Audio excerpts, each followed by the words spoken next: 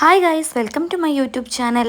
അങ്ങനെ നമ്മുടെ അടുത്ത കിളിക്കൂട്ടിൽ നികേഷിനെ കാണാതായിരിക്കുകയാണ് കേട്ടോ. കോളേജ് കഴിഞ്ഞ് നികേഷ് വീട്ടിലെത്തിയിട്ടില്ല കേട്ടോ. അതോടുകൂടി എല്ലാവർക്കും ടെൻഷൻ ആവുന്നുണ്ട്. അങ്ങനെ സുധീഷും സുഭാഷും ഹരീഷും ഒക്കെ അവനെ തേടി ഇറങ്ങിയിരിക്കുകയാണ്. നിധിയാണെങ്കിൽ അവനെ കാണാതെ വീട്ടിൽ ടെൻഷൻ അടിച്ചുകൊണ്ടിരിക്കുകയാണ് കേട്ടോ. എല്ലായിടത്തും തെരഞ്ഞു, ഫ്രണ്ട്സിന്റെ വീടുകളിൽ പോയി, പക്ഷെ എവിടെ അവൻ എത്തിയിട്ടില്ല. ഒടുവിലാണ് നിധിക്ക് ഒരു കാര്യം ഓർമ്മ വരുന്നത്. പണ്ടെങ്ങോ അവർ സംസാരിച്ചിട്ടുണ്ടായിരുന്നു ഒരു ബീച്ചിനെ പറ്റി. അപ്പോൾ നികേഷ് പറയുന്നുണ്ട്, എനിക്ക് സങ്കടം വന്നാൽ ഞാൻ വലിയതുറ എന്ന് പറയുന്ന ബീച്ചിലാണ് പോയിരിക്കാറ് എടുത്തി. അപ്പോൾ എനിക്ക് ഒരുപാട് സമാധാനം കിട്ടും. അങ്ങനെയാണ് നിധി ഈ കാര്യം ഓർത്തെടുക്കുന്നത് കേട്ടോ. അത് ഓർത്തെടുത്തപ്പോൾ തന്നെ അവൾ സുധീഷിനെ വിളിച്ച് കാര്യങ്ങൾ പറയുന്നുണ്ട്. അങ്ങനെ സുധീഷും സുഭാഷും കൂടെ അവനെ തേടി ഇറങ്ങിയിട്ടുണ്ട് ബീച്ചിലേക്ക്. അവിടെ എത്തിയിട്ടും അവനെ കാണുന്നില്ല. അവർ ഒരുപാട് തവണ വിളിച്ചു നോക്കി, പക്ഷെ എവിടെ അവനെ കാണാനില്ല കേട്ടോ. പിന്നീട് സുധീഷാണ് നികേഷിനെ കാണുന്നത്. അവൻ പാർക്കിട്ടുകളിൽ ഇരിക്കുകയാണ് കേട്ടോ, കടലിലേക്ക് നോക്കിയിരിക്കുകയാണ്. അവനെ കണ്ടതും വലിയൊരു ആശ്വാസം സുധീഷിന്റെ മുഖത്ത് നിഴലിക്കുന്നുണ്ട്. എന്നിട്ട് അവൻ ശ്വാസം നേരെ വിട്ടിട്ട് സുഭാഷ് ഏട്ടനെ തോണ്ടി വിളിച്ചിട്ട് കാണിച്ചു കൊടുക്കുന്നുണ്ട്.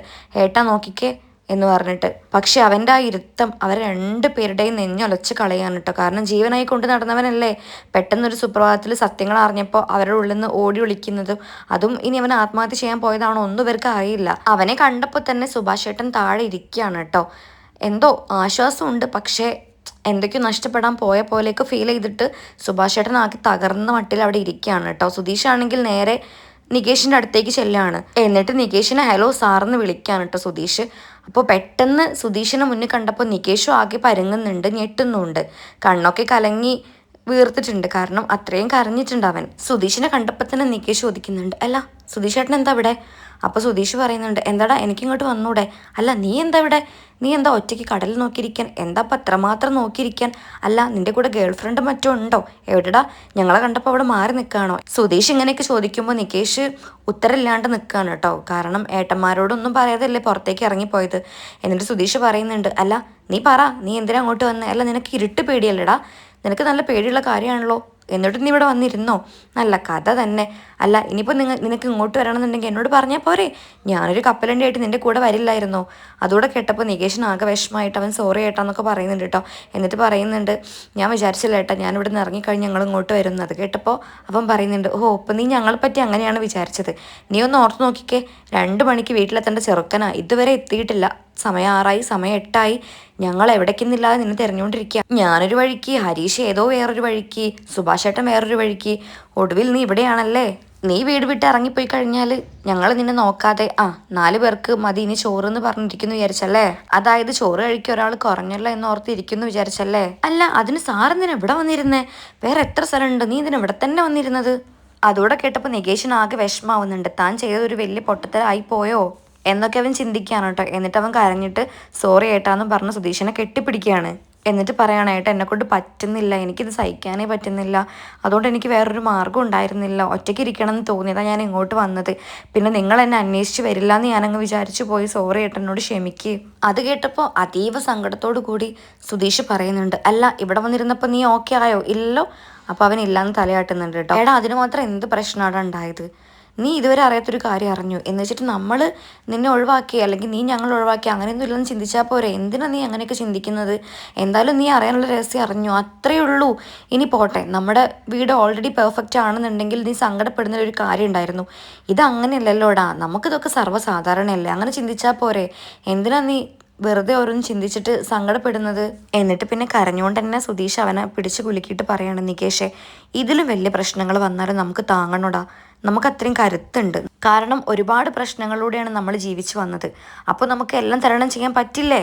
എടാ അതുപോലെ അമ്മയെ കൊന്ന് അച്ഛൻ ജയിലിൽ പോയ സംഭവം സാധാരണ വീടുകളിൽ നടക്കുന്നതാണോ? അല്ലല്ലോ. പക്ഷെ നമ്മളെ വീട്ടിലുണ്ട്. അപ്പോൾ എല്ലാം തരണം ചെയ്യാൻ നമ്മൾ പഠിക്കണ്ടേ? വേണ്ടടാ. അതോട് പറഞ്ഞു കഴിഞ്ഞപ്പോൾ നികേഷ് ആകെ വല്ലാത്തൊരു മാനസികാവസ്ഥയിലായിട്ടോ. എന്നിട്ട് അവൻ പെട്ടെന്ന് തന്നെ സുധീഷിനെ കെട്ടിപ്പിടിക്കുകയാണ്. ഏട്ടാ സോറി എന്നോട് ക്ഷമിക്കുമെന്ന് പറഞ്ഞിട്ട്. എന്നിട്ട് അവൻ അതീവ ദുഃഖത്തോടു കൂടി സുധീഷിനെ കെട്ടിപ്പിടിച്ച് പൊട്ടിക്കരയാണ്. സുധീഷാണെങ്കിലോ അവനെ തൻ്റെ മാറോട് ചേർത്ത് പിടിക്കുകയാണ് കേട്ടോ. എന്നിട്ട് കരഞ്ഞിട്ട് അവനെ കെട്ടിപ്പിടിച്ച് ഉമ്മ വയ്ക്കുന്നുണ്ട് നെറ്റിയിൽ. അവിടെ കാണാം നമുക്ക് അനിയനോടുള്ള കറകളഞ്ഞ സ്നേഹം. പക്ഷെ പെട്ടെന്നുള്ള മാനസികാവസ്ഥയിലും സങ്കടത്തിലും പെട്ടെന്ന് ഏറ്റ ഷോക്കിലും എല്ലാം നികേഷ് ഈ കാര്യം മറന്നുപോയി, തൻ്റെ ഏട്ടന്മാർ തന്നോട് കാണിക്കുന്ന സ്നേഹം. എന്നിട്ട് അവനെ തന്നിൽ നിന്നും മാറ്റി നിർത്തിയിട്ട് അവൻ വീണ്ടും സംസാരിക്കുകയാണ് കേട്ടോ. എന്നിട്ട് പറയുന്നുണ്ട്, എടാ മോനെ ഇനി നീ ഇറങ്ങിപ്പോവരുത് കേട്ടോ, ഇനി ഇങ്ങനെയൊന്നും നീ ചിന്തിക്കരുത്. നിനക്ക് എന്തെങ്കിലും വിഷമം വന്നാൽ എന്നോട് പറഞ്ഞൂടായിരുന്നു. ഞങ്ങൾ ഉച്ച തൊട്ട് നിന്നെ തേടി അലയാത്ത സ്ഥലങ്ങളില്ല. ഞങ്ങൾ ജീവൻ കളഞ്ഞിട്ടാണ് നിന്നെ തേടിക്കൊണ്ടിരിക്കുന്നത്, ഞങ്ങൾ 3 പേരും. ഇനി നീ ഇങ്ങനെയൊന്നും ചെയ്യല്ലടാ, നിനക്ക് എന്തെങ്കിലും വിഷമം വന്നാൽ എന്നോട് പറഞ്ഞൂടായിരുന്നോ? ഞാനില്ല നിൻ്റെ കൂടെ, നമുക്കൊന്ന് ജസ്റ്റ് കാർ എടുത്തൊന്ന് കറങ്ങി അടിച്ച് തരാവുന്ന പ്രശ്നമേ ഉള്ളടാ നിനക്ക്. പക്ഷേ ഇനി നീ അങ്ങനെയൊന്നും ചെയ്യല്ലടാ, ഞങ്ങൾക്കൊന്നും സഹിക്കാൻ കഴിയില്ല. അപ്പോഴും നികേഷ് പൊട്ടിക്കരയാണ് കേട്ടോ, ചെയ്ത കുറ്റബോധമാണ് അവന്. എന്നിട്ട് സുധീഷ് വീണ്ടും പറയുന്നുണ്ട്, ഞങ്ങളൊക്കെ പോട്ടെ, നീ സുഭാഷ് ചേട്ടനെ ആലോചിച്ചോ? കരഞ്ഞുകൊണ്ടിരിക്കുകയായിരുന്നു പാവം. ഇന്ന് രാത്രി കൂടെ നിന്നെ കിട്ടിയിട്ടില്ല എന്നുണ്ടെങ്കിൽ ഏതെങ്കിലും ഒരു ഹോസ്പിറ്റലിൽ അറ്റാക്ക് വന്ന് കിടക്കുമായിരുന്നു നമ്മുടെ സുഭാഷ് ചേട്ടൻ. നീ എന്താ അത് ആലോചിക്കാത്തത്? നിന്നെ ഇത്രയും കാലം എടുത്ത് വളർത്തിയില്ലടാ സുഭാഷ് ചേട്ടൻ, പൊന്നു പോലെ ഒരു കുറവും വരുത്താതെ നമ്മളെ വളർത്തിയില്ലേ? എന്നിട്ട് സുഭാഷ് ചേട്ടനെ പറ്റി നീ ആലോചിച്ചു ഇറങ്ങി പോകുമ്പോൾ? അതോടെ കേട്ടപ്പോൾ നികേഷ് വല്ലാത്തൊരവസ്ഥയിലായിരുന്നു. എന്നിട്ട് അവൻ പൊട്ടിക്കരയാണ്. എന്നിട്ട് ചോദിക്കുന്നുണ്ട്, അല്ല സുധീഷ് ചേട്ടാ, എന്നിട്ട് സുഭാഷ് ചേട്ടൻ ഇവിടെ? അപ്പോൾ സുധീഷ് പറയുന്നുണ്ട്, ഇതാ തിരിഞ്ഞു നോക്ക്, അവിടെ ഇരിക്കുന്ന കണ്ടോ? അവൻ തിരിഞ്ഞു നോക്കുമ്പോൾ വല്ലാത്തൊരവസ്ഥയിൽ തലയിൽ കൈ കൊടുത്തിട്ട് കരഞ്ഞിരിക്കുക കേട്ടോ സുഭാഷ് ചേട്ടൻ. അപ്പോൾ തന്നെ അവൻ ഏട്ടനടുത്തേക്ക് ഏട്ടാന്ന് പറഞ്ഞ് ഓടി ചെല്ലുന്നുണ്ട്. എന്നിട്ട് കാലിൽ വീണ് പൊട്ടിക്കരയാണ് കേട്ടോ. സുഭാഷും പൊട്ടിക്കരയുന്നുണ്ട്, അവനെ ചേർത്ത് പിടിക്കുന്നുണ്ട്. അങ്ങനെ അവർ ഭയങ്കരമായിട്ട് കരയാണ്. അപ്പോഴാണ് സുധീഷ് നിധീനെ ഓർക്കുന്നത്. അവൻ അപ്പോൾ തന്നെ അവളെ വിളിക്കുന്നുണ്ട്. എന്നിട്ട് അവനെ കിട്ടിയ കാര്യമൊക്കെ പറയുന്നുണ്ട്. അപ്പോൾ അവൾക്കും ഭയങ്കര സന്തോഷമാവുന്നുണ്ട്. എന്നിട്ട് അവൾ ഫോൺ വെക്കാൻ നേരത്ത് പറയുന്നുണ്ട്, ഹരീഷിനെ കൂടെ ഒന്ന് വിളിച്ചിട്ട് കാര്യം പറയണേ, പാവം അവനറിയില്ലല്ലോ, അവൻ തിരഞ്ഞു നടക്കുമായിരിക്കും. അപ്പം സുധീഷ് ആ ഓക്കെ എന്ന് പറഞ്ഞിട്ട് കോള് കട്ട് ചെയ്യാണ് കേട്ടോ. അവൾക്കാണെങ്കിൽ ഭയങ്കര സന്തോഷം അവനെ കിട്ടിയതിൽ കേട്ടോ. എന്നിട്ട് അവൾ വേഗം ഭാസ്കറിനോട് പറയുന്നുണ്ട്. പക്ഷെ ഭാസ്കറിൻ്റെ ഫേസിൽ പ്രത്യേകിച്ച് ഒരു മാറ്റമില്ല. അപ്പോൾ അവൾ ജസ്റ്റ് ഒന്ന് അവിടെ നിന്നിട്ട് വീണ്ടും തിരിച്ചിങ്ങോട്ട് തന്നെ വരികയാണ്. അങ്ങനെ പിന്നെ സുധീഷും സുഭാഷിൻ്റെയും നികേഷിൻ്റെ അടുത്തേക്ക് വന്നിട്ട് പറയുന്നുണ്ട്, ഏട്ടാ ഞാൻ ഹരീഷിനെ നിധീനെയൊക്കെ വിളിച്ചു, അവർക്കൊക്കെ സന്തോഷമായിട്ടുണ്ട്. ഹരീഷ് ആറ്റിങ്ങലിലേക്ക് പോകാൻ നിൽക്കായിരുന്നു. അപ്പോൾ സുഭാഷ് ചോദിക്കുന്നുണ്ട്, അതിന് അവൻ ആറ്റിങ്ങലിലേക്ക് പോകുന്നത്? അല്ല, അവിടെ അവൻ്റെ കുറച്ച് ഫ്രണ്ട്സൊക്കെ ഉണ്ടായിരുന്നു പറഞ്ഞു, അപ്പോൾ അങ്ങോട്ട് പോകാൻ നിൽക്കായിരുന്നു. അപ്പോഴാണ് ഞാൻ വിളിച്ചത്. അവൻ എന്തായാലും വീട്ടിലേക്ക് വരുന്നുണ്ട്, നമുക്കിനി പോയാലോ എന്ന് ചോദിക്കാൻ കേട്ടോ. ഇതെല്ലാം കേട്ടപ്പം നികേഷിനാകെ സങ്കടമാവാണ്. കാരണം ആണല്ലോ അവരെയൊക്കെ ബുദ്ധിമുട്ടിച്ചത്. എന്നിട്ട് അവൻ സുഭാഷ് ചേട്ടനോട് പറയുന്നുണ്ട്, ഏട്ടാ സോറി, ഞാനാണ് ഓരോന്ന് ചിന്തിച്ചിട്ട് ഇവിടുന്ന് ഇറങ്ങിപ്പോയത്. ഞാൻ എൻ്റെ സങ്കടം മാത്രമേ അപ്പോൾ ഓർത്തുള്ളൂ, നിങ്ങൾ ആരും ഞാനൊന്നും ഓർത്തത് പോലുമില്ല. എനിക്കെന്തോ എൻ്റെ മനസ്സ് കൈവിട്ട് പോകുന്ന പോലെ തോന്നി, അതാണ് ഞാൻ ഇങ്ങോട്ട് വന്നത്. സോറി ഏട്ടാ, എന്നോട് ക്ഷമിക്കണം, എന്നോട് എല്ലാവരും ക്ഷമിക്കണം എന്നൊക്കെ പറഞ്ഞ് പൊട്ടിക്കരയാണ്. അപ്പോൾ സുഭാഷ് പറയുന്നത്, ഏയ് നീ കരയല്ലേ, പക്ഷെ നീ ഒരിക്കലും ഇങ്ങനെ ഇറങ്ങി പോവരുത്. നിന്റെ മനസ്സിൽ ഇങ്ങനെ എന്തെങ്കിലും ഉണ്ടെങ്കിൽ ഞങ്ങളോട് ആദ്യം പറയണം. പിന്നെ ചേട്ടന്മാരെന്ന് പറഞ്ഞിട്ട് ഞങ്ങൾ എന്തിനാടാ? നിന്റെ പ്രശ്നം പരിഹരിക്കാനല്ലടാ ഞങ്ങൾ. അതോടെ കേട്ടപ്പോൾ നികേഷ് ഭയങ്കരമായിട്ട് കരയാണ് കേട്ടോ. നികേഷേ ഇങ്ങോട്ട് നോക്ക്, നിന്നെ ഞങ്ങൾ ഒറ്റയ്ക്കാക്കൂടാ? നിനക്ക് തോന്നുന്നുണ്ടോ ഞങ്ങൾ നിന്നെ ഒറ്റയ്ക്കാക്കുമെന്ന്? ഇനി ഇങ്ങനത്തെ കാര്യങ്ങളൊന്നും സംസാരിക്കുകയും ചെയ്യരുത് കേട്ടോ. അപ്പോൾ നികേഷ് തല ഉയർത്തിയിട്ട് പറയുന്നുണ്ട്, ഏട്ടാ എനിക്ക് പെട്ടെന്ന് ചിന്തിക്കാനേ പറ്റിയില്ല, നിങ്ങളുടെയും എൻ്റെ അമ്മ വേറെയാണെന്ന്. എനിക്കത് ആ ഒരു അവസ്ഥ എനിക്ക് എങ്ങനെ പറഞ്ഞു തരണമെന്ന് അറിയില്ല. ഇനിയിപ്പോൾ തിരിച്ച് ഞാൻ വീട്ടിലേക്ക് വന്നാലും ഈ കാര്യം തന്നെയാവും ഓർക്കുക. എന്നിട്ട് പിന്നെ വീണ്ടും സങ്കടപ്പെടേണ്ടി വരും. അതാ ഞാൻ പിന്നെ ഇങ്ങോട്ട് വന്നത്. എന്നോട് ക്ഷമിക്കേട്ടാ, ഇനി ഞാൻ അങ്ങനെയൊന്നും ചിന്തിക്കില്ല. എടാ മോനെ, ഇതൊക്കെ എന്തിനു സംഭവിച്ചു, എങ്ങനെ സംഭവിച്ചു എന്നൊന്നും എനിക്കറിയില്ല. പക്ഷേ നീ എന്നും ഞങ്ങളെ കുഞ്ഞനിയൻ തന്നെയായിരിക്കും, ഇന്നും നാളെയും എല്ലാം. അതിനൊരു മാറ്റം സംഭവിക്കില്ല എന്നൊക്കെ പറഞ്ഞിട്ട് വീണ്ടും അവനോട് ഇങ്ങനെ ഓരോന്ന് പറയാണ് കേട്ടോ. അപ്പോഴേക്കും നികേഷ് സോറി കേട്ടാന്ന് പറഞ്ഞിട്ട് അവനെ കെട്ടിപ്പിടിച്ച് പൊട്ടിക്കരയാണ്. ഇതെല്ലാം കണ്ടും കേട്ട് നിന്നിട്ട് സുധീഷ് പൊട്ടിക്കരയുന്നതാണ് കേട്ടോ. അവൻ്റെ മനസ്സിലും ഭയങ്കര സങ്കടമാണ്. അവനും താങ്ങാനേ പറ്റുന്നില്ല നികേഷ് കരയുന്നത്. വീട്ടിലാണെങ്കിൽ ഹരീഷ് എത്തിയിട്ടുണ്ട് കേട്ടോ.